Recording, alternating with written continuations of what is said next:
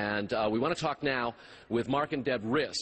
Mr. Riss is a deputy sheriff here in Strafford County, and their son Dan comes back after his second tour in just 2 weeks. You've heard a great deal about this. Tell us what it is that you are most interested in, and there's a question, I guess, for Mr. Romney about the timing of all this. Yes, what I'm obviously most interested in is how we can bring an end game to the war in Iraq, and yet still do it so that it's a victory for us and a victory for the people of Iraq. And my question is to Governor Romney, and that is, I've heard the other people up there articulate themselves a little bit better, but in your answer, I didn't hear how you would end it. I didn't hear an end game plan from you, and I would like a response on that.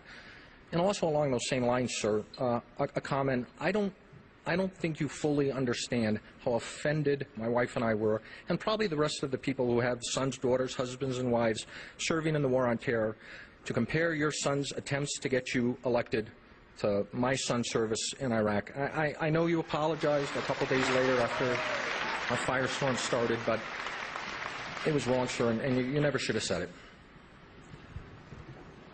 Well, there is no comparison, of course. There's no question but that the honor that we have for men and women who serve in armed forces is a place of honor we will never forget, and nothing compares to it. People are willing to put their life on the line for American freedom are in a league of their own, and we owe them our respect, and the sacrifice they make is something we'll never forget. The issue that I think Congressman Tancredo hit the nail on the head. This is not about broken pottery, and it's also not about just getting out because we made a mistake. This is a global conflict going on, radical, violent jihad. This effort ranges from Indonesia to Nigeria and through Europe and into America. And this battlefield of Iraq is a place where we have to be successful because the consequences of what will happen on this global battlefield are enormous.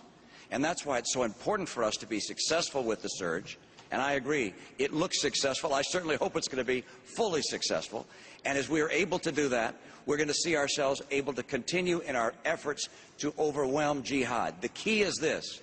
We need a global strategy, and on my website you'll see it, a global strategy to help us overcome jihad globally, because this is the threat which faces the entire civilized world. Governor, let me follow up on one point. Yeah. You again said it looks successful. Senator McCain disagreed with you on that point. Is it or isn't it? Well, you know, we haven't heard from General Petraeus and Ambassador Crocker. I believe it's successful. Okay. But I'm going to hold out until we hear the report. I'm going to give them the benefit of hearing that. I know there's some early reports that they're going to say it's successful.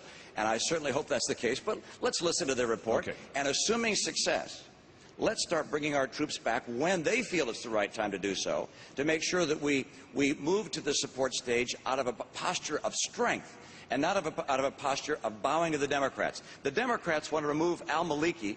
They want to remove the head of the government and withdraw. That's a policy for chaos. Thank you, Governor.